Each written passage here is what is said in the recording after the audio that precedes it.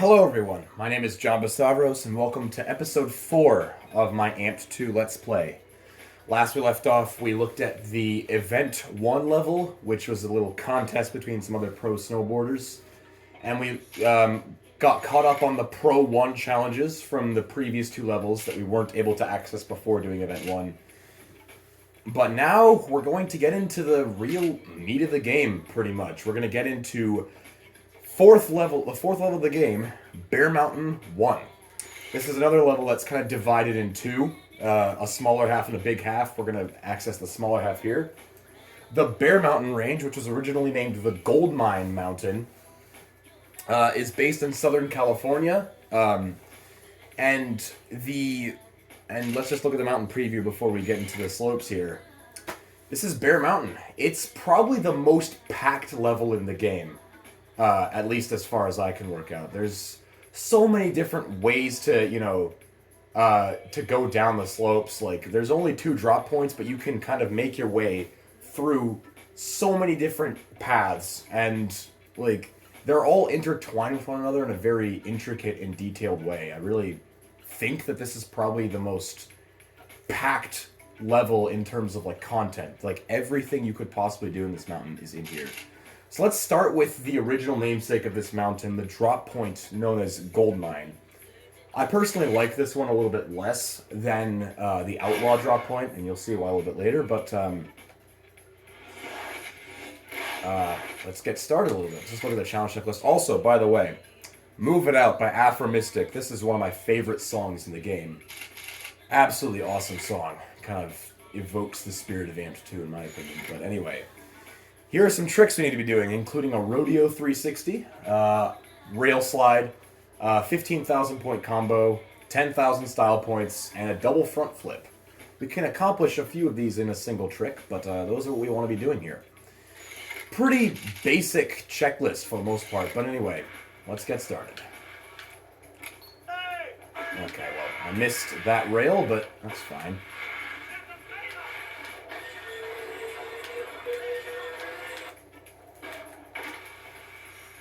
Nice. We got 3 out of 5 tricks pretty much immediately. And that's the first.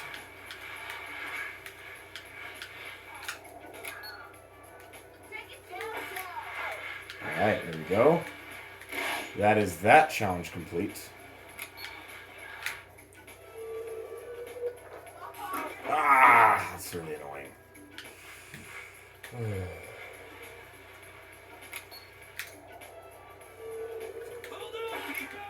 Okay. At least I got a stylish trick over there. But anyway, we've already gotten the first of the media challenges. Now let's do a little bit of a big combo that helps us out. That gets that done.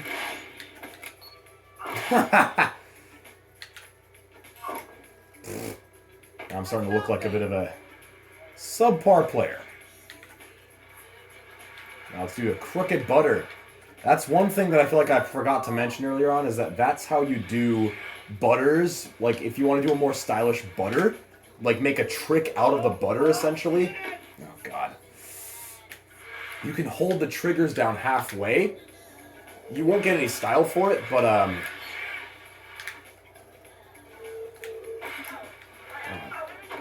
this is a reason why I don't like this drop point. It's just there's not a lot that you can do here. But anyway, got the high score. Didn't do anything else on the media. Except for that. But so, there's not much you can do down the gold mine drop point. There's 2 different ways you can go down gold mine. There's that path to the left, which I didn't quite do. And one thing you'll notice is now that we've gotten to Event 1, we now get 2 ranks from completing the third of the high score in media challenges. Which actually is a great way to get us over to rank number 1. At this point in the game, we only get 1 rank from the lower levels, but 2 ranks from the higher levels. So that gives us our 3 skill points. We got 3 out of 5 tricks and everything, but we haven't quite done the media. We'll finish that up soon. And we're gonna put these into Ollie, and with the skill points that give us what we need for higher jumps. And now with our board skill points, we have 6 points in everything except for the switch stance, which I probably should have explained. The switch skill is essentially how well you can the speed and accuracy with which you can control your air-based tricks when you're riding in switch stance. There's like, you can ride a regular stance or you can ride in the opposite stance, which is what switch is.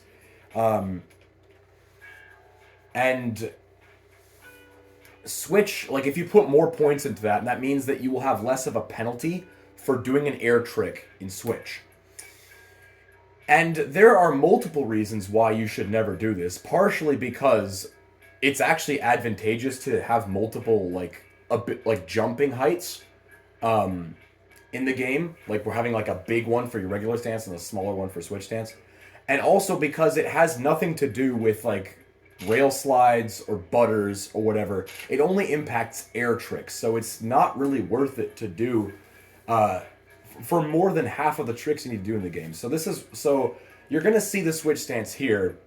It's going to be kind of left by itself in my personal, and that's just kind of how I do it personally. But as for all the others, we have 6 skill points in all of the other main skill sets, and we're going to start tweaking these a little bit more from here on out. But we want to have all of these with a bigger. We want all of these to have like a non-trivial amount to start. So that was something I wanted to get out of the way because I didn't quite mention that in the first part. But before we get to the sponsors and the photo shoots, let's go to Outlaw, which is my favorite drop point on the Bear Mountain slope. I like this one a lot more, and you can kind of see why.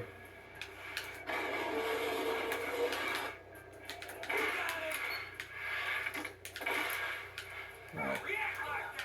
That was pretty good. Alright, I jumped from the wrong spot. Let's restart that. That was terrible. I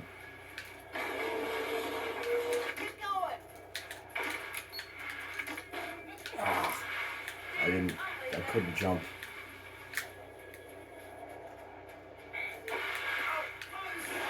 Alright, nice. Got that out of the way. And this is like a totally different side of the mountain that you'll see. And you'll see that we've kind of deposited ourselves in the Bear Mountain, in the Event 1 slopes here.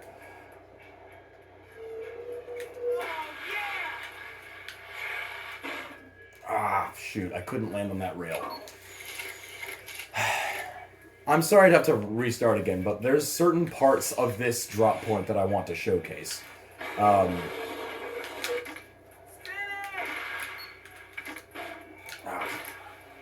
a one.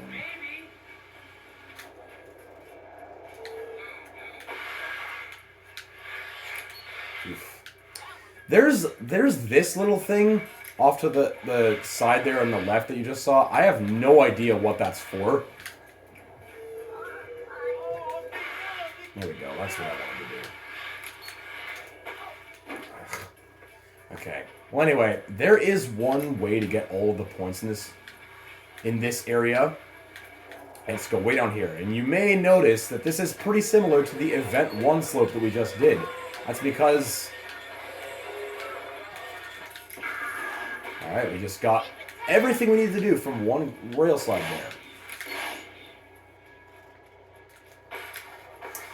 And, anyway, you'll notice that this is basically the Event 1 drop point, except it's now daylight instead of in the middle of the night. That's because all the event levels basically take from the next level you're about to go to.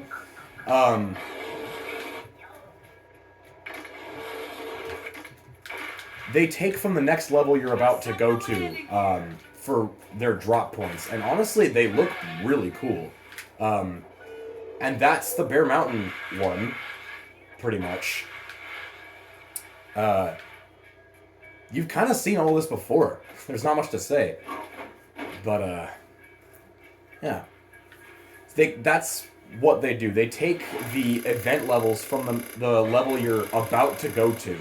So, Event 1, and we were about to go to Bear Mountain 1. Eventually, you'll see in Event 2, we go to the mountain that comes after that, which is Mount Buller. And Event 3, we actually come back to this mountain, Bear Mountain, for a different section of the level that you can't really access very much for Event 3. And Event 4, as I've already said, we go back to Breckenridge for that, because there aren't any levels after that, so we don't really go back to Breckenridge for a bigger one. But anyway, we got all of the media and all the sponsors, and that's Outlaw. And I like Outlaw a lot more than Goldmine because I just think that the tricking areas are a lot more well-defined. Which makes it so much better. Like, just because Goldmine, there's not much you can... In the latter half of the slope, there's really not much you can do. The quarter pipes are very poorly placed, and the tree branches that you can grind on aren't really, like, in the right spot. But anyway... Those are our drop points. Now we get to the main challenges. Sponsor 1. This guy likes long rails. And what he means by that is he likes rails that are more than 200 points. More than 4,000 points in score. So, pretty easy. Not really very difficult. And I should also mention, like, the score decay system that I brought up in Breckenridge... There are multiple ways to get around it, such as doing corkscrews and rodeos. Style is affected by it, but only, like, a little bit. Like, if you do style, it's a good way to sort of negate the effects of score decay. And also, depending on how many spins or flips you did, future attempts of those spins or flips are impacted by the score decay. Not to a, like, 50% extent, but... to, like, perhaps, like, an 80 or 90% extent. Like, if you do a 180 after having just done a 720 or something, like, it's going to impact, like, a small amount. And, finally, score decay has no impact whatsoever in the sponsor challenges. I think a lot of people they know about the score decay system, but think it applies everywhere, but when it comes to sponsors, that isn't really relevant because... The name of the game in sponsor challenges is pretty much to just do the same trick over and over again. So it would be pretty counterintuitive to get, to have a challenge. Oh, God.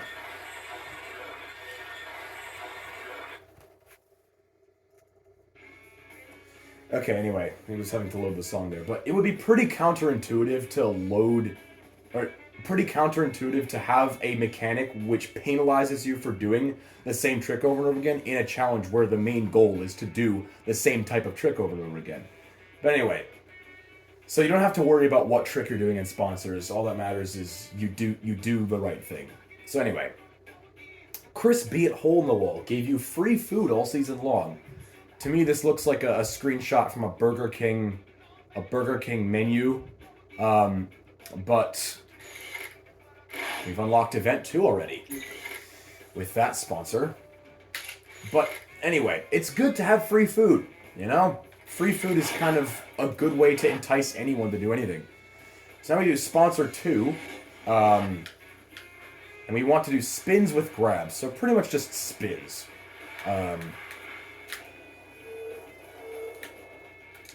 We don't want to do that.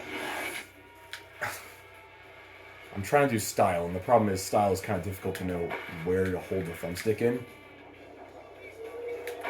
Alright. So, spins with grabs, but as you can tell, the only grab I'm going to be doing is the BS stale grab. Because, well, I mean, unless I'm in switch stance, in which case I'd ride indie. But, the reason I do that is because, naturally, the right thumbstick, when you let go of A for a jump... Oh, nice. 23,000 points of style there. But anyway, when you let go of the thumbstick, you let go of it... Or no, when you let go of the A button for a jump off of, like, a rail or... A jump for an aerial or something, you let go of it, and you aim for the thumbstick...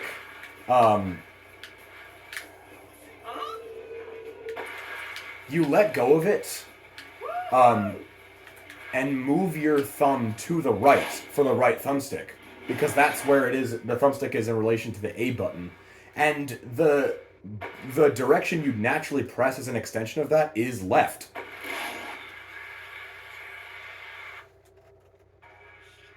Okay, we ended up having to skip that song, but so naturally you'd be pressing left on the thumbstick, which is where the stalefish grab is. Like the detection point for a melon compared to a stalefish is pretty high up, whereas downright is kind of naturally where perpendicularly to the left is where the stalefish is. Anyway, I don't mean to be talking nonsensically here, but that's just why we go for stalefish so much, because partly because it's just really easy to flick the right thumbstick left, because that's naturally where your thumb would go after letting go of A. But also, the reason why we always tweak it to BS stale is because that's the right trigger.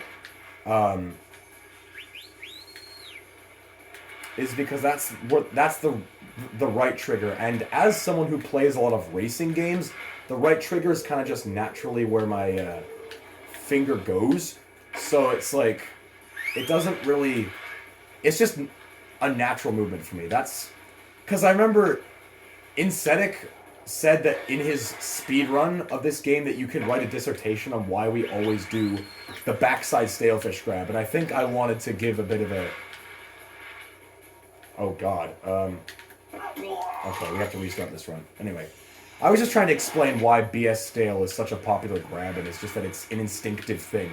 So this guy likes butter and rails, which to me I believe is like doing a butter and then jumping onto a rail, such as like that. But honestly, he's cool with either one, so he's like rails or butters. But there is a really jokey way to beat this, by the way. And I could probably showcase it after. That wasn't right. I'm going to restart this. You know what? We might as well just showcase the jokey way of beating this, because since this is a pretty tightly confined area for the sponsor challenge, there's not a lot of rails to go around. We'll just start with doing this the normal way. Actually, not quite. Let's do this the normal way. And then halfway through the level, we're going to show how you can get this guy to amped through a really stupid way of cheesing it.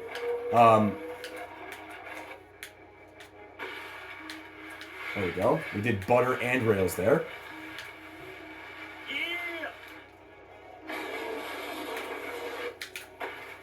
There we go. Oh, yeah.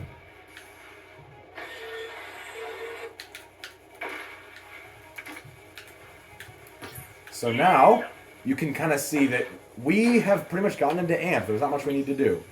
Except for this.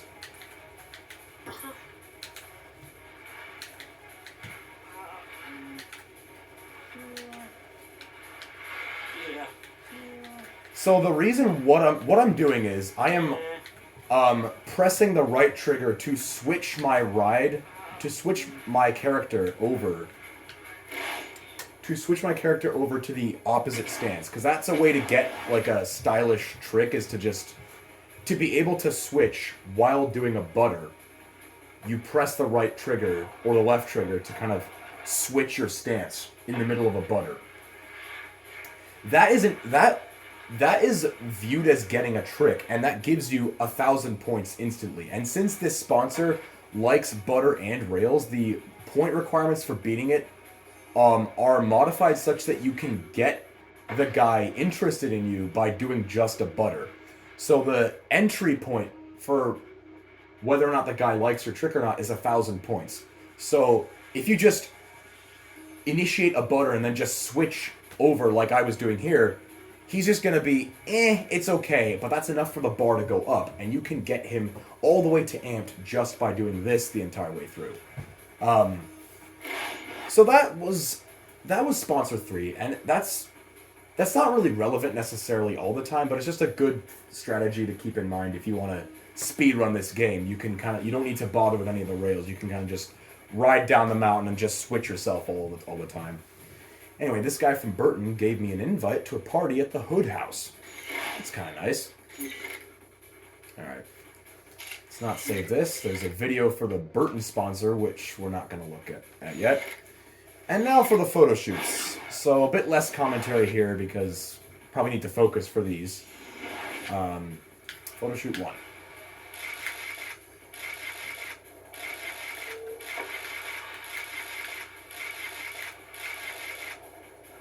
Okay, well, I did not press A there. I didn't let go. I just kind of let my rider drop off.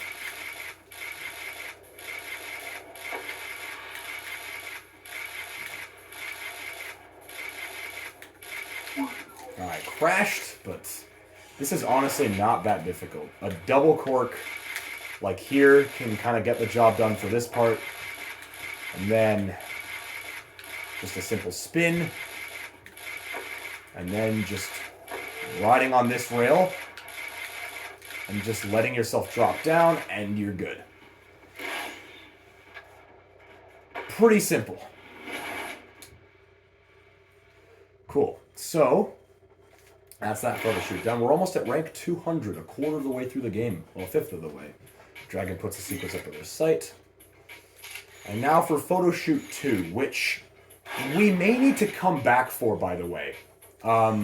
Because you'll see that this first jump is kind of difficult. We might not have enough stats for this. And this is where the game introduces the optimization aspect of it.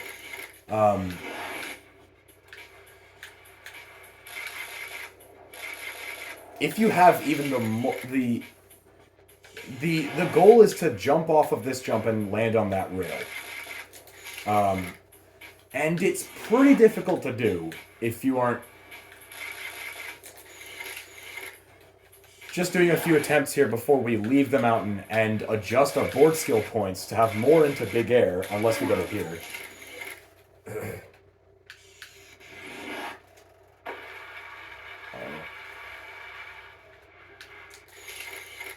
Okay. Game was trying to load a song in there, so that was a little bit difficult. Unless, there we go, we actually landed on the rail there, which is kind of nice. So we got that photo shoot out of the way. That one, like, if you don't put the right amount of points into big air, that one is very hard. And it was already kind of difficult with the amount of points we had.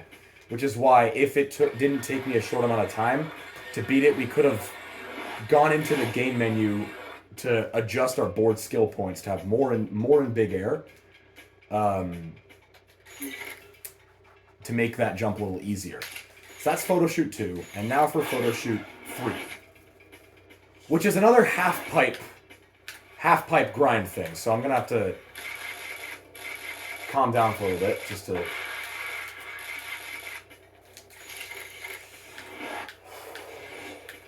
I might not even be able to beat this, actually, to be fair.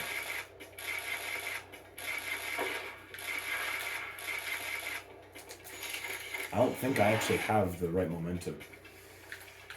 I will say, there are certain challenges that I might just skip over because to try and do it within a reasonable amount of time, I need to be able to showcase the whole level in a reasonable amount of time, and I don't want to get stuck on a certain challenge forever.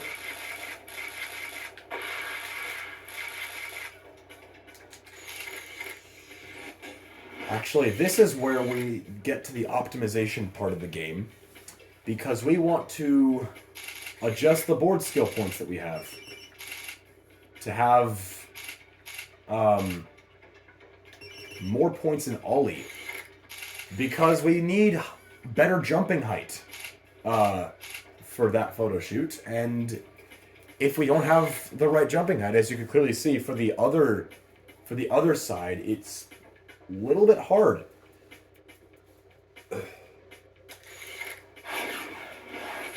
This is why having adjustable skill points is a bit of a godsend. All of a sudden, you can actually kind of see we sort of overshoot it a little bit, but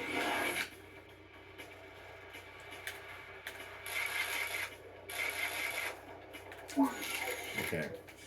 I can still see myself getting this. It's not that hard.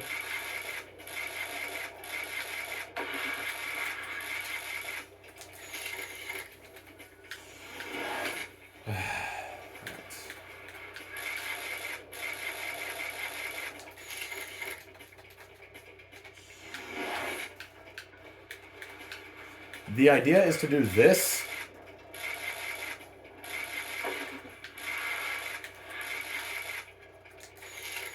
I do not understand where I'm supposed to go for that. I have beaten this. There we go. Alright, we got it. Okay, that was kind of difficult, but we pulled it off. This is why you want to adjust your board skill points, so that jumping a little bit higher on that second jump is a little bit easier. But we got that done in relatively little amount of time, which is good. And now we do the part that we weren't able to do in Millicent and Breckenridge. We don't quite end yet. We do Pro 1. Actually, Hey, check this line out. let's get back. Let's put the board skill points back in balance first before we do that one.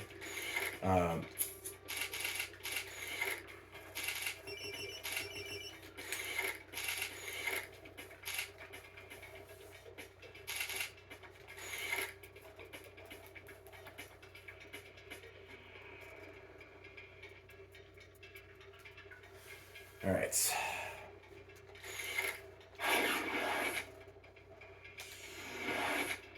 Come on, man, let's go.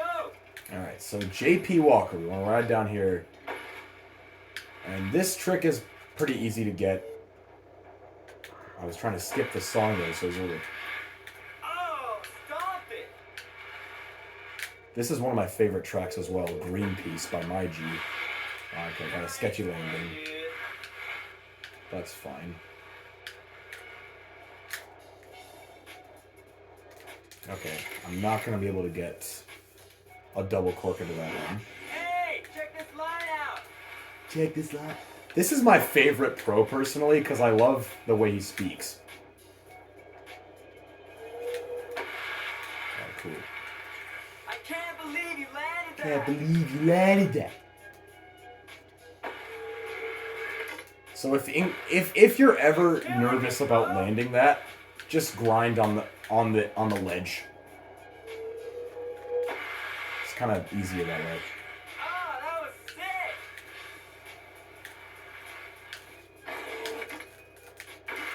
Okay, that's a pretty easy one. Oh, stop it. Yo, Got that one. And now for the final one, which expects you to do pretty much a double corkscrew. We're going to do a double flip. And we got it. oh, you Pretty crushed simple that pro. one. We got that one. And the That was sick, this is man. going to be the most important unlock for a later level. We unlocked the method grab, which honestly is objectively the coolest looking grab in the game.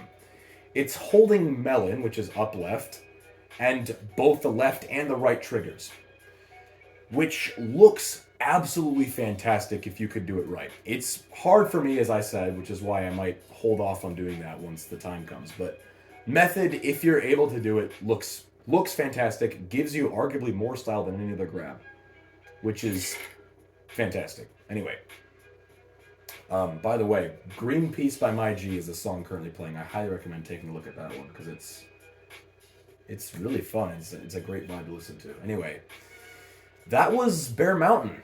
So we have everything. That's all that we did. We have Pro 2 now that we've done Pro 1, but we can't do that quite yet because we haven't reached Event 2 yet. But that's Bear Mountain 1, at least what we are able to do in Bear Mountain so far. We will continue this Let's Play in Mount Hood, where there will be quite a few new things to introduce. So hopefully we'll get to that pretty soon, sometime within the next 3 or 4 days. But yeah, thanks for watching my Bear Mountain Let's Play. Hope you guys enjoyed it. And if you did, leave a like or a comment, and maybe even subscribe if you feel so inclined. And see you guys next time.